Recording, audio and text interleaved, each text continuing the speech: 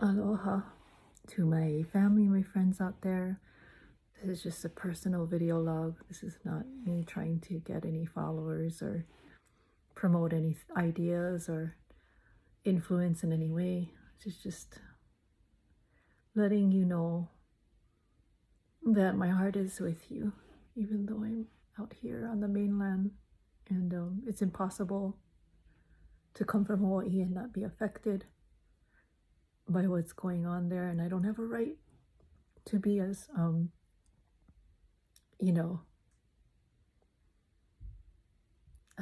do you say? Well, it's much worse for people who are going through it. Let me put it that way. And everything that reminds me about Hawaii just, I literally ache in my heart. I literally feel like if my spirit lived in the house of the heart, that it's been crushed and just crushed and destroyed. And it's a heaviness that won't go away. It only gets a little bit more tolerable at times than others. It's something that I felt in just leaving Hawaii and making the tough decision to try my life here on the mainland, to try my hand at supporting me and my father. And now that he's gone,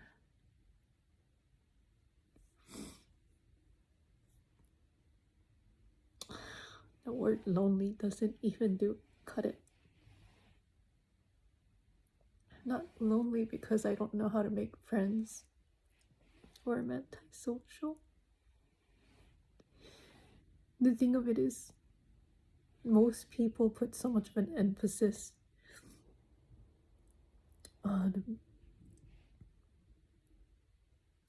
making something of themselves in this life and having things and acquiring things and one-upping each other.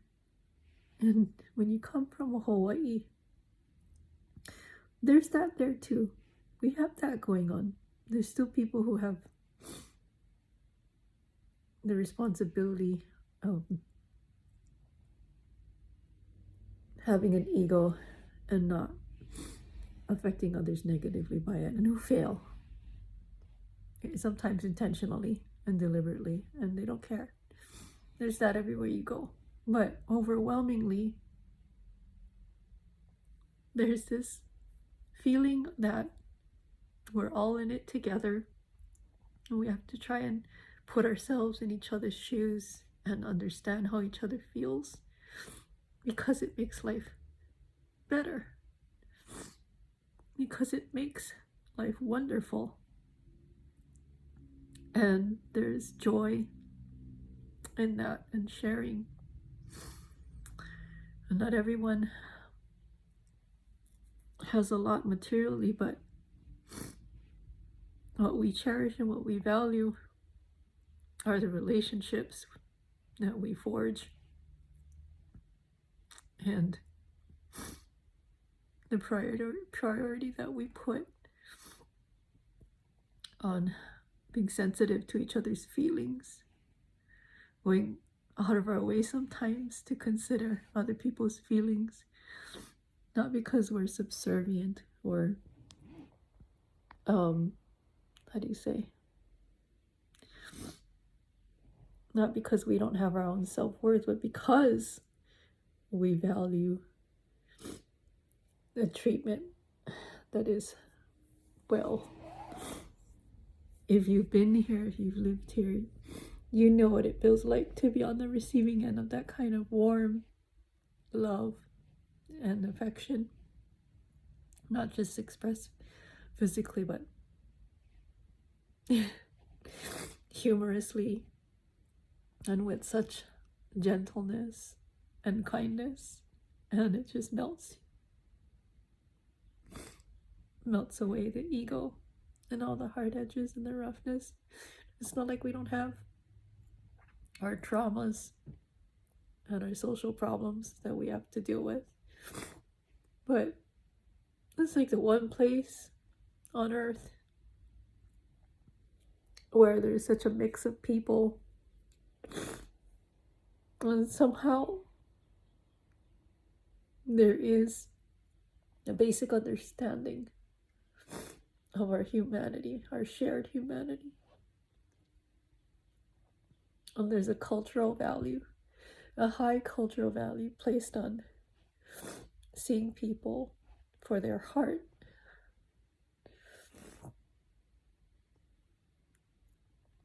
And when I encounter that, which is not often, or not to the same depth and level as I did back home in Hawaii, it makes it feel like I didn't lose everything by coming to the mainland. Again, I'm not here to convince anyone. I'm not here to put anyone down, but to just say that I'm so afraid that the people who are the keepers of that spirit are being destroyed. And what I don't want to know a world without that aloha. It's pretty hard, dark and cold. Well, there are things I love about this country. I feel very conflicted. I don't have Hawaiian blood, but I have a love for the Hawaiian people because I grew up around them. I had kupuna come into the classroom, elders. The state, back in my time, in the 80s, the state felt it was really important to have elementary school age children exposed to Hawaiian elders, so they brought them into the classrooms. It was maybe like only, I don't know, one day a month or something. Well, I'll never forget it. I'll never forget the presence of these people. I had such a beautiful love. To be accepted by them, to be guided by them.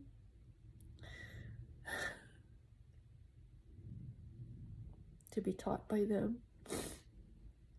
Things that to this day took all the maturity and a lot of varied struggles for me to really, really appreciate what they were trying to share with us.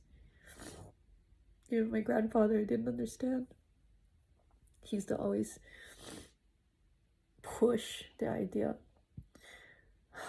oh, Shireen, why don't you want to learn hula, you know?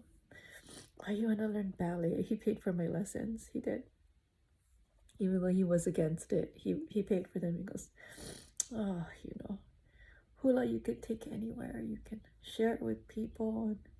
And ballet, you need a big stage and you gotta have, you know, it's just all this fuss, you know. He's like, hula's so easy to share. But, you know, I guess you never really want to listen to your family right away. You have to go out there and find things on your own. It's like, now I'm so busy in my adult life, I don't have time to, I haven't made time, sorry, I should say that. I haven't made time to join a halau, a hula dance school, and to really devote myself to the study of the deeper culture, you know, behind the chanting, the oli, the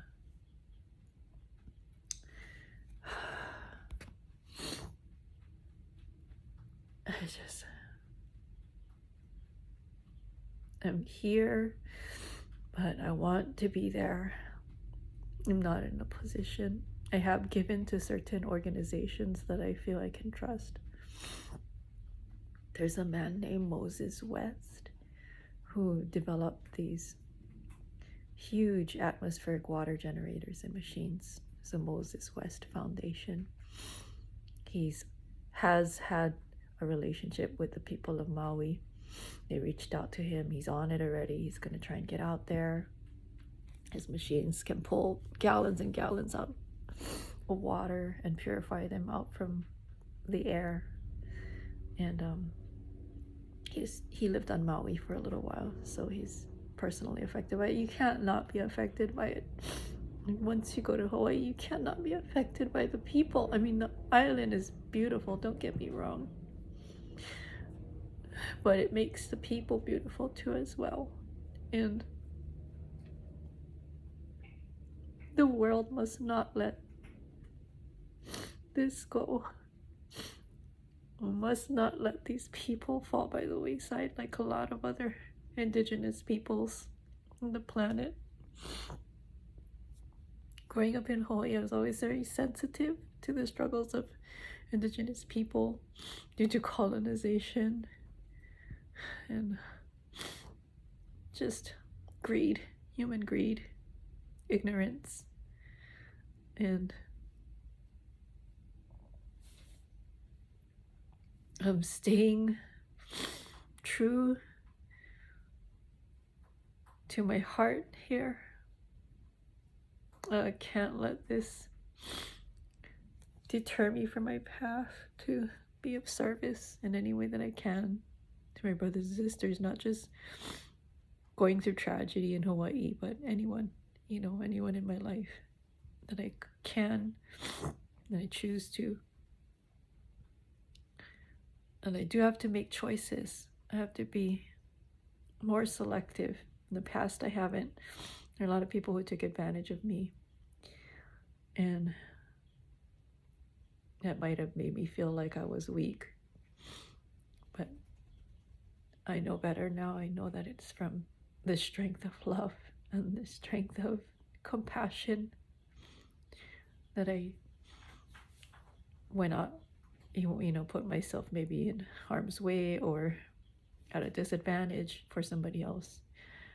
I just have to be a little bit smarter about who I choose to do that. Somebody who in turn will choose to devote their life to service.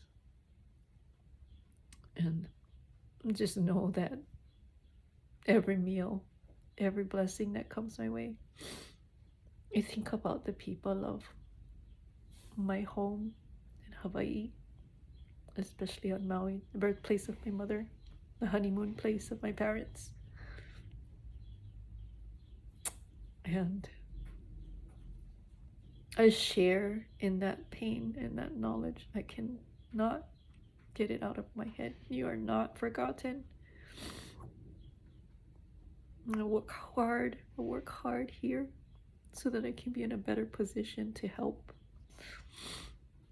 Pretty much it's just down to sending money to the right people. Eric West of Hawaii Real Estate seems to be doing a really job reporting on the ground and rallying people together using all his skills in marketing and YouTube channel, content creation. I think he's doing a really wonderful job reporting the facts, trying to keep people calm, even as he's finding out things that don't really sit well with anyone who has common sense and who cares about people other than themselves. So mahalo, huge mahalo to him. Akamai. You've been there a long time, so you know what it's like to be local. You're kama'aina now. Yeah. So we call people who've lived in Hawaii long enough to be one with it, with our society and our local culture. Okay, I think that's enough for now. I just have to kind of get this all out. So one last thing I want to end with is, being that I came from training in Santa Cruz in April for a disaster like this, as a Hawaii licensed acupuncturist, one of the organizations that I donated money to, which is all volunteer based and just personally funded, is Acupuncturists Without Borders. I don't doubt they have a team over there already rallying. You cannot underestimate the therapeutic benefit and value of helping people who've been traumatized get past the stress response and to really, really rein in the overwhelming physiological tailspin that happens when you are put in a situation where you're fighting for your life, where you're seeing incredibly horrific things and you're witnessing a lot of suffering around you. Acupuncturists Without Borders has been at every major disaster in the United States, at least, and some other countries in the world since Katrina, since its founder, Diana Freed, took it upon herself and rallied some colleagues together and set up a free clinic at a church. It's been going ever since. I urge you, if you're in Maui, try and find that group.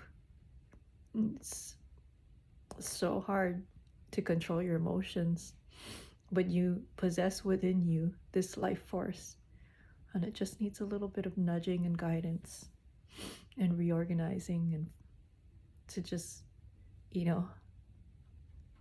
help you get to the next hour, the next day. Maybe just the next 5 minutes, but even that could mean that make a difference between those are the 5 minutes where you completely lose your mind or not, and you keep it together. You keep it together for yourself, for everyone else around you. I'm not going to talk to you about being strong. You have to be. I know you have to be.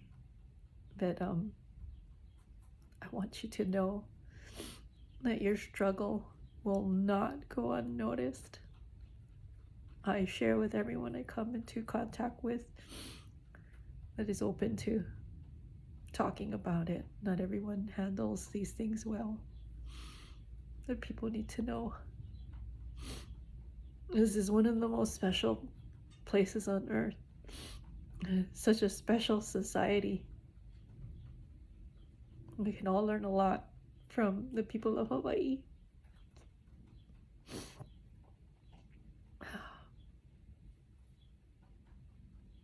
Praying for you. And I love you. And so this is not goodbye, but aloha oi.